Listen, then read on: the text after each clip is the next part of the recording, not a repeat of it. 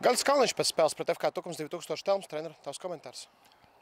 Apsveicu Tukuma komandu ar pelnītu uzvaru, ar to cīņas, par ko viņi parādīja. Skaidrs, kad pirms spēles brīdināja puikas, kad spēlētājs, kad tā būs, kad Tukuma komanda izies tā kā uz pēdējo cīņu, jo viņiem ir par ko cīnīties. Man likās, ka mums arī ir par ko cīnīties, bet ne līdz galam aizklauvējos līdz spēlētājiem un mēģināju pirms spēles to brīdināt un teikt, un bijām sagatavojušies, domāju, godam, bet daži spēlētāji uztver to, ka var vienkārši iziet un ar savu klasi līmeni, kas droši vien, ka mums ir augstāk, vienkārši apspēlēt. Bet tā dzīvē, diemžēl, nenotiek, un tad cerams būtu laba mācība, un veicām pārkārtojumus puslaikā, un redzam, ka tā spēle uzlabojās arī. Otro puslaiku arī uzvarējām un izveidojām tādu spiedienu beigās, kur varējām varbūt pie veiksmes izraut, bet skaidrs, ka šodien pelnījuši vairāk bija Tukums un, kā jau teicu, apsveic viņus ar 3 vērtīgiem punktiem viņiem cīņā par savu vietu tabulā. Laikam tieši pirmajā puslaikā radās tā sajūta, ka trūkst spēlētājiem, atsevišķiem spēlētājiem motivācijas, vai tu kā treneris vispār spēles laikā, ne pārtraukumā, vari kaut ko mainīt šajā ziņā? Ar maiņām to var izdarīt, jā. Neesmu fans maiņām pirmajā puslaikā. Bija jau tādas domas ar RFS, kad bija kausa spēle, bet šoreiz arī bija, bet varbūt netika pamatots. Gribās dot spēlētājiem iespēju sev parādīt tās 45 minūtes, un skaidrs, ka daži spēlētāji man neapmierināja tas cīņas spars, tas divcīņu līmenis, tas ir krietni pa zemu, ja mēs gribam kaut ko sasniegt dzīvē. Tā ir primārā lieta, kas ir vajadzīga, lai varētu vispār augt, lai varētu spēlētājs attīstīties. Ja nav cīņas spars, ja nav divcīņas, tad mūsu apstākļos grūti kaut kur izsisties tālāk. Divās spēlēs, ja skaitam kausu, 7 ielaistie vārti. Vai redzat kādas dziļas problēmas šajā ziņā? Problēmas jau nav laikam svešas arī Tukuma komandai un pārējām komandām. Redzam, ka mums ir kopš Baloža aiziešanas un sliedzes traumas un Veips ar Seičiku tad ir pieejami, tad nav pieejami. Ja, šodien debitēja Ralfs Kragliks, kura nav viņa dabīgā pozīcija, tā kā apsveic arī viņu. Kaut kāds pozitīvs moments tajā visā. Piesaistījām Normundu Uldriķu. Pirmās 3 spēles bija ļoti zolītas un ļoti daudz mums palīdzēja, bet redzam, ka arī viņam tās kļūdiņas sāk rasties, jo spēlējot augstu, skaidrs, ka tā nav ērta situācija Normundam un tādas nevajadzīgas kļūdas, kuras varētu likvidēt droši vien ar augstākas klases spēlētāju, bet tur es nevainoju Normundu. Tā situācija tāda, kā ir klubā, un mēs ar viņu sadzīvojam un mēģinām viņu risināt no spēles uz spēli, ja tur spēlēja. Mums Andrejs Korobenko, tur Maksims Toņšs spēlēs, kas arī nav viņa dabīgās pozīcijas, un skaidrs, ka spēlētāji sajūt, pretinieku komandas sajūt to vājo punktu, un viņas jau tur kodīs un mēģinās tur arī iekost, un tā arī bija. Vai var teikt, ka arī Tukums šodien piedāvāja vairāk, lai dabūtu to uzvaru, proti no pretspēles, no uzbrukumiem, no taktikas? Skaidrs, viņi pārkārtojās tādam, es teiktu, vienkāršākam futbolam, nospēlēja Rombu, jau vairākas spēles ar vadošām komandām viņi spēlē. Tas ir pie iespējas ātri pārēj uzbrukumā, plus ir liels skaits spēlētāji augšā, 2 uzbrucēji, 1 spēlētājs zem, tāpat tās Romba malas iet klāt, tā kā 2 ir zem. To visu mēs tā kā it kā zinājām, paredzējām, bet nespējām neko izdarīt tam pretīm, ja, jo mums bija tāds spēles plāns, un zinājām, ka viņi tā darīs, bet tie goli atnāca arī kaut kur bindāls kļūdas, bet viņi atnāca tā pārāk vienkārši un pārāk primitīvi. Šodien arī negaidīta, ka Dojs palika rezervē. Varbūt pastāsta, kāpēc izvēlējies šādu risinājumu. Dojs skaidrs, kad ir mūsu vadošais uzbrucējs, bet arī nelīdz galam bija apmierināts, kā viņš aizvadīja iepriekšējo nedēļu, arī iepriekšējo spēli ar RFS. Turpretīm Jasons sev ļoti labi pierādīja treniņos, viņš sev ļoti labi pierādīs nākot uz maiņu, un viņš vienkārši bija izkonkurējis to brīdi, bet redzam šodien arī, ja, kad iznāca Dojs uzreiz atdzīvināja spēli un bija motivēts, par ko man ir prieks, jo man bija bažas, ka viņš varētu iziet un arī varbūt būtu apvainojies, bet no sportiskā viedokļa bija nikns un priecēja, ka viņš tieši tā noreaģēja uz to, ka viņš nesāk spēli un parādīja, ka viņš ir vadošais spēlētājs mums uzbrukumā, uz kuru mēs varam tā kā paļauties un cerēt. Bet skaidrs, ka tie daudzie gūtie vārdi, kas viņam ir, iedeva viņam arī tādu bišķiņu atslābumu un vairākas spēles bija neveiksmīgas. Tā kā šoreiz es ceru, ka tā mācība būs un uz atlikušo sezonas daļu viņš būs atkal Dojs tādu, kā mēs viņu pieraduši redzēt kopš sezonas vidus. Vai patika, kā citi spēlētāji nāca uz maiņu? Gan jā, gan nē. Nu, Penkevics iztaisīja pie trešā gola, tur tāda nevajadzīga kļūda, bet iegāja jauna enerģija, jauns pārkārtojamies nedaudz sistēmu, lai palīdzētu aizsargiem centru. Uzlikām 2 balsta pussargus, noņēmām puslaikā 2 tos centru pussargus un izlaidām Kawasaki, kurš ir tāds desmitnieks, kurš var ļoti labi kreatīvi spēlēt.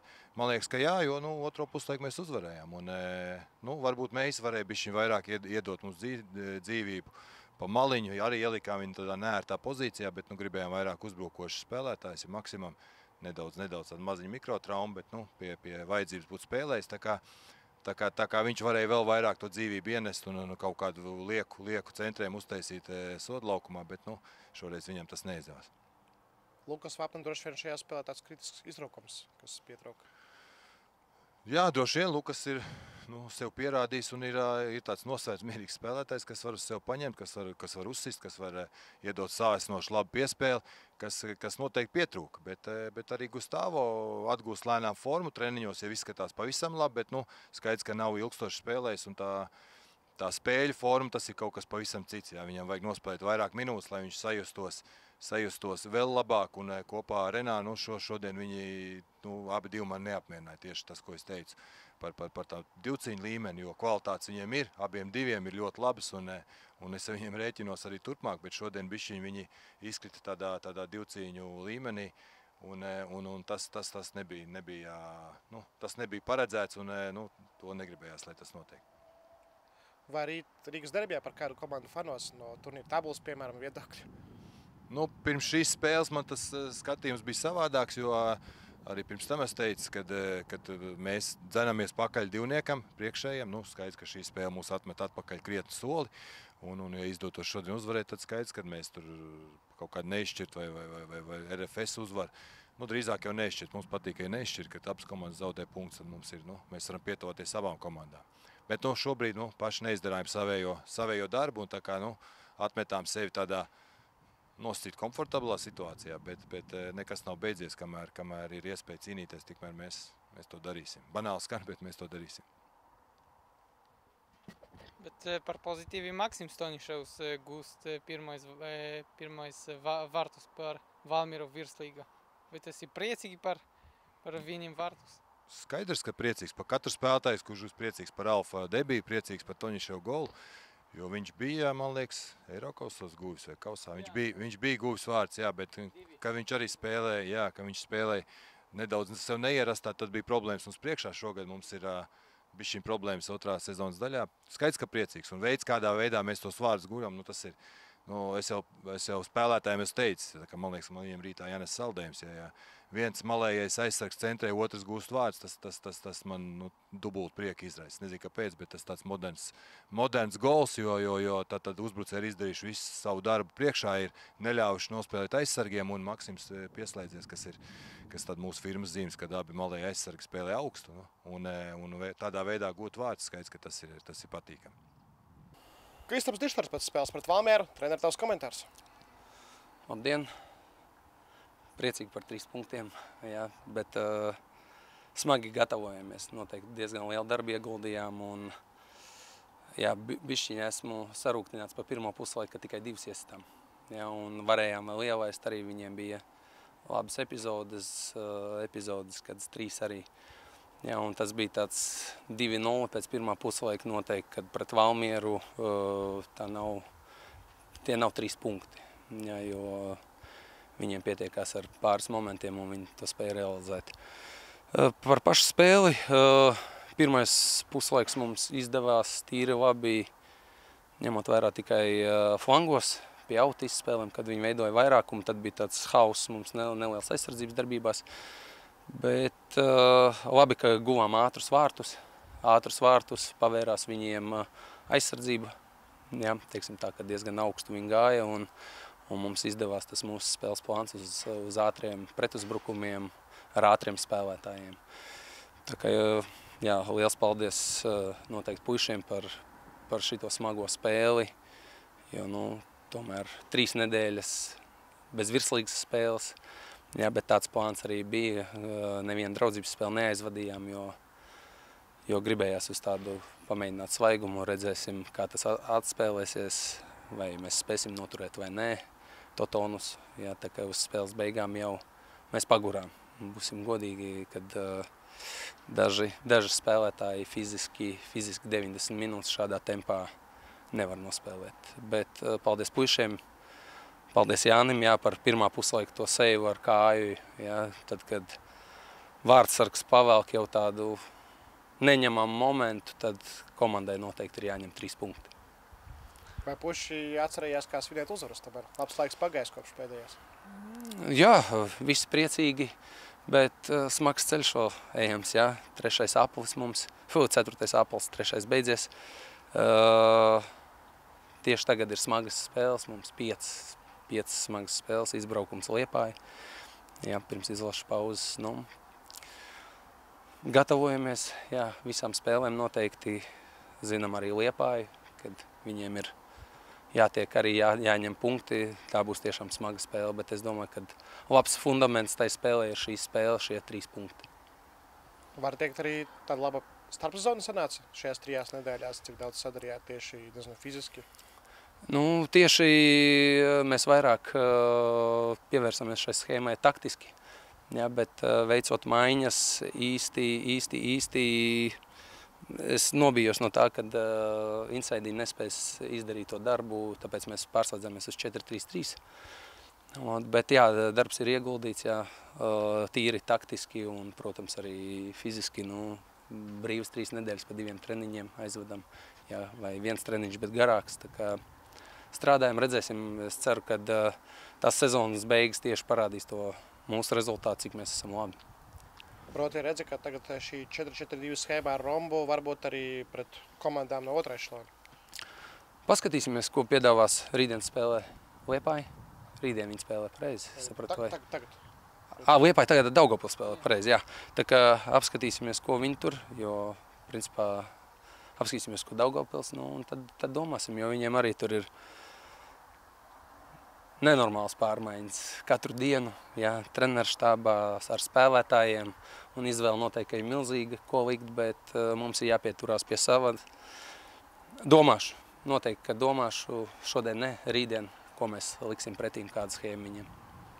Bet laikam jāsaka, ka tu arī nevari sūdzēties par spēlētāju pieejamību, par skaitu, par rotāciju un tā tālāk. Nu, nē, dziļums ir parādījies, tas ir tas, ko gribu noteikti katrs treneris jau sezonas sākumā, lai varētu pilnvērtīgi sezonu aizvadīt, bet mums tam mazam klubam visu laiku ir jāgaida uz kaut ko, bet tagad es sūdzēties nevaru. Viens ir mums izkrits, jā, Krieviņš, 2 diskvalifikācijas uz šo spēli bija. Tā kā maiņas mums ir labas un noteikti, kad jebkuru līniju mēs varam papildināt. Un to spēli arī, teiksim tā, kad ar maiņām veicot vēl aktīvāku. Ilgi gaidīties gols vēl arī Slidzenovs, beidzot īsti tukuma labā, pastāst, cik emocionāli. Arī tev kā trenerim tas ir? Nu, es ļoti cerēju uz to, ka viņš 2 vārdus guva 1. līgā pret Valmieras dublieriem. Jā, tas jau man bija svarīgi, bet arī treniņos sāk jau, teiksim tā, kad sāk to vārdu garšu just, un šodien tiešām es par viņu golu esmu vispriecīgākais un apsveic viņu arī. Man tā, ka es esmu priecīgāks pat par viņu, ka viņam 1. gols šo sezonu. Kas vēl varbūt no tā, kas notika laukumā, iepriecināja, piemēram, arī runāt par 2. puslaiku, kad komanda ātri ielaida tos vārtus, varbūt arī spēlētājiem šķita, ka tie nebija pārāk likumīgi gūti vārti. Grūti spriest tur, jā, tāds rakurs no manas pozīcijas noteikti nebija redzams, kas tur bija. Esmu beidīgs par to, ka man tā liekas, ka mēs bijām par 2 spēlētājiem soda laukumā vairāk un viņi uzsita pa vārtiem un guva, jā. Bet pozitīvais bija tas noteikti, kad Kembels guva tos 3. vārtus. Ātri arī atspēlējām to +2 vārti bija, jā, +2 tā starpība un nu, tad ir daudz vieglāk tomēr un mierīgāk spēlēt nekā tas -1 un diezgan ilgi arī bija tas -1, tie otrie ielaistie vārti ar tā, nu, sarūktināja, bija tāda jau neliela doma, vai maz mēs punktu dabūsim, jo nu, Valmierai tiešām labas maiņas, ātri spēlētāji priekšā un bišķiņ nobijos no tā, kad Rengolcam grūti bija ieiet tajā spēlē, tik dinamiskā spēlē uzreiz ieiet pie mums pozitīvu rezultātu. Bet, kad Dojs izgāja Valmierā, izskatījās krietni sarežģītāk kļuva. Dukumniekiem aizsardzībā? Nu, zinām, mēs viņa kvalitātes spēli ar augumu un viņa noslēgumu. Jā, tas arī parādīja, kad es domāju, ka viņš tāds otrs viņam Almierā nav uzbrucējs. Viņš katrā spēlē sit iekšā un protams, ka bija grūtāk, bet vienīgais tas, ka man likās, ka tās bumbas, kas bija 50/50, ejot divcīņās, visas palikās pie Endoja, nevis pie maniem aizsargiem. Tas tā bišķiņ, paveiksies, citur paliksies tās bumbiņas pie mums, bet šodien galvenais, ka 3 punkti. Tagad no tabulas raugoties, izskatās, ka Liepājas spēles visinteresantākās jums varētu būt tieši skatīties, cik viņiem punkti ir. Nē, es skatos tieši uz grobiņu. Tā kā augstāk, tikai 3 punkti ar metu mums ir vienādi. Tas jau ir 3. gadu mums ir savs derbijs ar metu. Tā kā gribētos, protams, skatīties uz priekšu, bet ir jāredz arī, kas ir aizmugurē, jo, kā zinām, pēdējā vieta krīt ārā, pēc tam paildzināt sezonu par 2 nedēļām. Tas noteikti nav tas, ko kāds treneris vēlas šajā līgā. Paldies! Jā, paldies!